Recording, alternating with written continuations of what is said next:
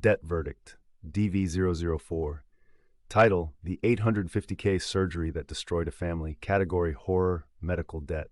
Target length, 1,200 to 1,500 words. A retired couple in Virginia went to the hospital for colon surgery. They came out with $850,000 in medical bills, a bankruptcy filing, and their grandchildren's college savings wiped out. One surgery, one hospital, one bill that devoured everything a family had spent decades building. This is the story of how the American medical system turned a routine procedure into a financial death sentence. And it's more common than you think. A retired school teacher and her husband had done everything right. They saved for retirement.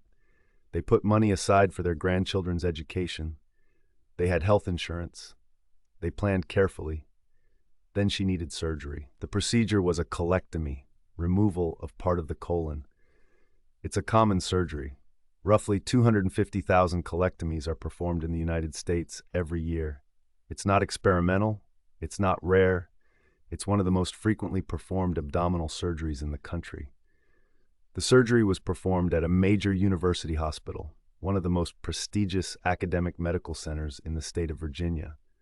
The surgery had complications. As sometimes happens with major abdominal operations, the patient required extended hospitalization, additional procedures, and an intensive care stay that stretched far longer than expected.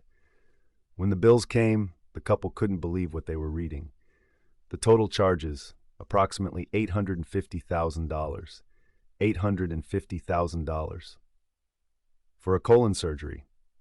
The couple had health insurance, but it didn't come close to covering the full amount. Between deductibles, co-pays, out-of-network charges, and services that fell outside their plan's coverage, the family was left with a debt that dwarfed their combined life savings. They tried to negotiate. They contacted the hospital's billing department. They asked for payment plans. They begged for reductions. But the hospital's financial machinery had already started moving. What happened next is something that most Americans don't realize can happen. The hospital sued them. This major university hospital didn't just send collection letters. It filed a lawsuit in court to recover the debt, and it obtained a judgment that gave it the power to garnish wages, seize assets, and place liens on property. This retired couple was not unusual.